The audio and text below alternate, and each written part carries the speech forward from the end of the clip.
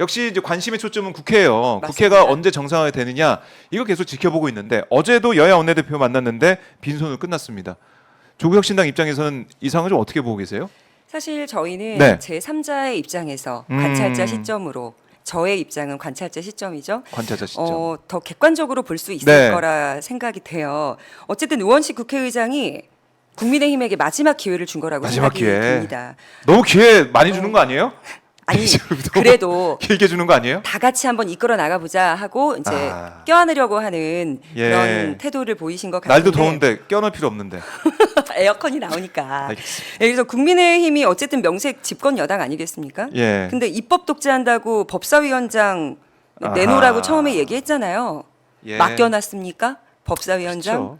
계속 근데 추경호 원내대표 얘기는 계속 그 논리예요. 법사위원장, 국회의장 민주당이기 때문에 법사위원장 우리가 가져가야 된다. 관례대로 하자. 이 얘기만 계속 뭐 녹음 테이프 틀듯이 계속 하고 있더라고요. 그러니까 제가 궁금한 네. 건 이거예요. 국민의힘이 이제 국회 통과한 법안들은 계속해서 거부권을 행사하라고 대통령한테 건의하겠다. 네. 아니면 뭐 출석 안 해버리고 투표 안 해버리고 나오잖아요. 그런데 왜 법사위가 필요해요? 안 할 건데. 안 할 거잖아요. 그렇죠. 그러니까 할 사람들이 해야 된다 이 말이죠. 일할 사람이 해야 된다. 네. 그러면은 뭐 국회일. 계속 법사위원장이 필요한 이유가 네. 다 이제 무용지물 만들기 위해서라면 모르겠습니다. 근데 뭔가 할 의지가 없어 보이는데 네. 달라고만 하면 안 된다라는 입장입니다. 그만 좀 달라고 해라. 때 좀 그만 써라 이런 말씀이신 것 같고. 네. 우리 부대변인 어떻게 보세요?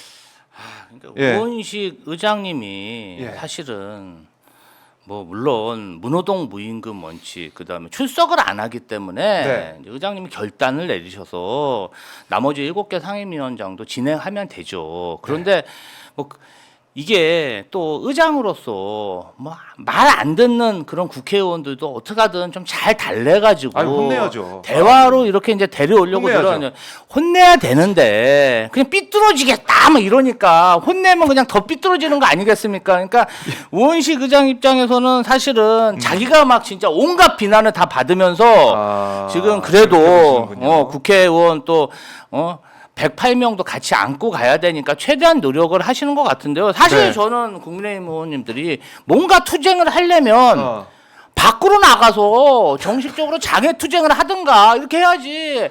의원회관에서 막 이렇게 간담회 뭐 이렇게 하고 특위는 에어컨 사실 에어컨 나오는 데서. 에어컨 나오는 데서 15개. 특위는요 사실 개모임하고 비슷한 거예요. 이미 모임이에요. 법적인 구속력이 이제 하나도 국회의원들끼리 모여갖고 뭐 하는 겁니까? 맨날 의원총회나 하고 아니 정말 잘못해서 국민들한테 알리고 싶으면 거리로 나가야죠. 거리로 안 나가고 에어컨 시원한데 나와서 일은 안 하고 저희 뭐 하는 겁니까? 국회의원 회의에 나가서 자기 할 말을 해야지.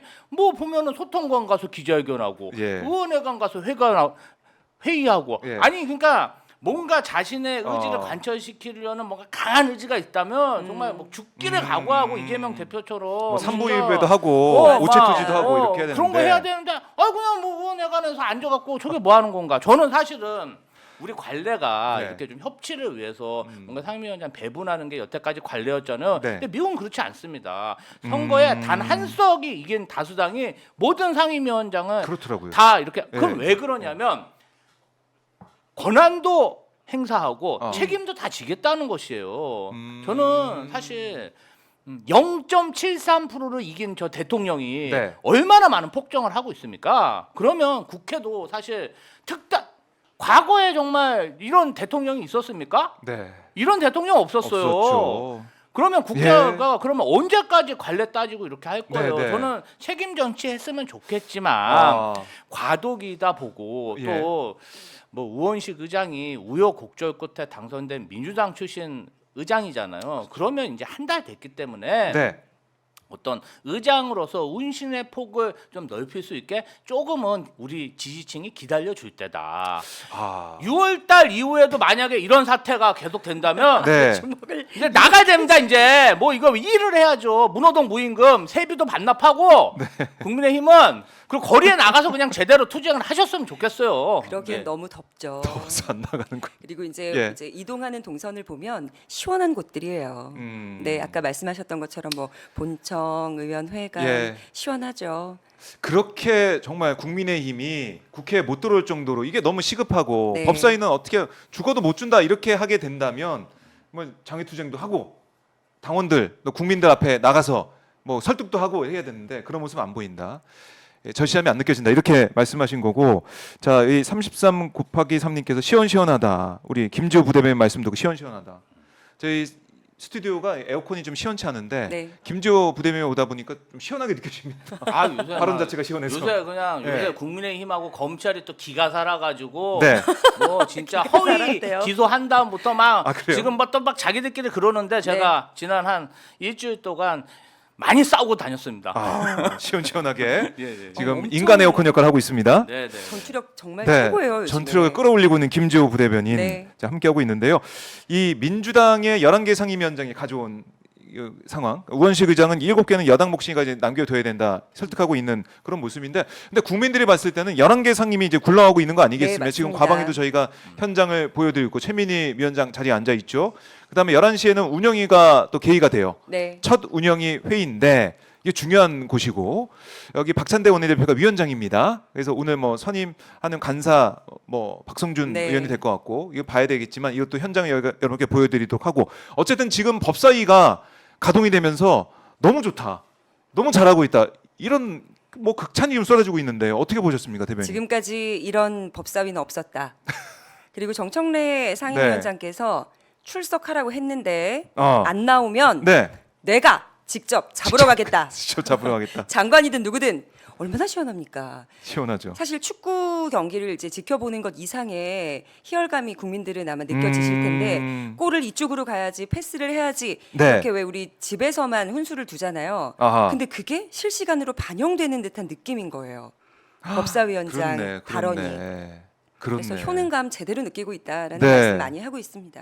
그러니까 지금 법사위의 정청래, 과방위의 최민희 최민희, 의원. 특히 이제 두 상임위가 정말 뭐 시원하게 일을 잘하고 있다, 이런 칭찬이 계속 나오고 있는데, 만약에 이번 주 금요일에 예정돼 있는 입법청문회에 증인들 안 나오게 되면, 근데 또 증인들이 이 최혜병 특검 관련해서 증인들이 또 나온다고 또 얘기를 하고 있고, 아니, 이거 어떻게 그거 된 겁니까? 출석하겠습니다. 예. 네, 안 나오면 큰일 나요. 안 나오면 어떻게 됩니까? 국회에서 큰일 나요. 고발당하고 예.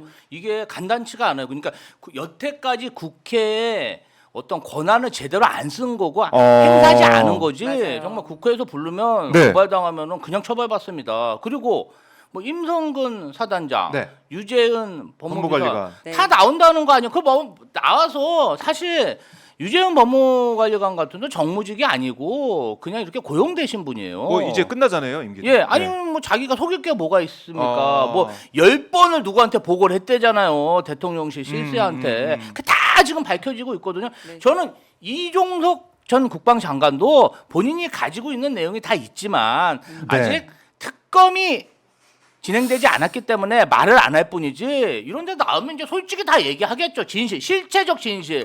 누가 경로를 하고 누구한테 전화 받았는지, 이런 누가 거. 우리 그 박정훈 대령을 집단 항명의 수괴로 처벌해야 된다 얘기했을 수 있는 거 아닙니까? 누군가가 예. 그렇죠, 구체적으로. 실체적 진실을 밝히려는 그 수사단장을 네. 집단 항명의 수괴로 몰아가지고 네. 저는 정말 이재명 대표님하고 비슷한 사례라고 봐요. 음. 그냥 막 이 법비들이 네. 정말 그냥 죄를 뒤집어 씌워가지고 아하. 이러한 일이 있기 때문에 이번 최상병 특검은 하여튼 청문회 제가 많이 기대되고, 기대된다. 얼마나 그 음. 법사위가 잘 돌아갑니다. 그 전에 김도읍 위원장 했을 때랑 너무 비교되지 않습니까? 그러니까요. 입법 청문회가 있는 것도 아마 처음 하신 분도 있을 것 같아요. 일을 안 했으니까 그동안 이런 모습 안 보였고, 지금 이종섭 전 장관도 그렇고 임성근 전 사단장도 그렇고 네. 박정훈 전 단장 다 나오겠다고 얘기를 하고 있습니다. 맞습니다. 정말 나오게 된다면 국민의 관심 집중될 것 같은데, 뭔가 좀 밝혀진 게 있겠습니까, 대변인 어떻습니까? 일단은 이종섭 전 국방부 장관이 네. 대통령의 010 전화로 하루에 3차례 통화를 한 너무 내용을 궁금해요. 우리는 어떤 이미 얘기였을까? 기사를 통해서 예. 다 알게 됐죠. 이 부분을 질문을 하실 것 같고, 음. 그러면 이 질문에 대통령과 왜 3차례 통화를 했는가? 대통령은 아니겠죠? 010으로 시작하는 대통령이 사용하던 번호니까 과연 누구와 어떤 통화를 나누었는지를 반드시 대답을 해야 될 거고요. 그 통한 사람이 남성인지 여성인지 이것도 좀 궁금하고 성별도 중요하겠죠. 성별도 중요할 수도 있고. 그리고 네. 또 뭐 GPS 값을 보면 네. 그게 관저라고 이야기가 나오잖아요. 네. 그러면 그 집에 있었던 사람은 누구인지를 또 이제 궁금하다. 네, 밝혀내야 될 거고요. 임성근 전 사단장의 경우에는 안전 조치에는 처음에 관심도 없다 그랬어요. 네. 현장 지시를 하지 않았다고 했어요. 하지만 드러났죠. 뭐 이 녹취가 부분에 다 보도가 되고 있죠. 대해서도 해명을 네. 해야 될 거고 음. 그런데 이제 중요한 거는 뭐 유재윤 법무관리관 출석하기로 했다. 네. 그런데 박성재 법무부 장관이랑 신원식 국방부 장관은 안 나온대요. 그럼 어떻게 됩니까? 잡으러 가야 돼요? 가야죠. 누가 갑니까? 일단은 김지호 대변인. 김지호 대변인님이 출동하십시오. 간다. 이제 여기 이제 출석하려 그러면 이제 사무관하고 뭐 이렇게 출석 동행 명령을 할 수 있는데 이제 국회의원이 갈 수도 있고 뭐 그렇다고 하는데 부대변인이 가세요. 예? 부대변인. 아유, 저를 좀 취직시켜 주세요.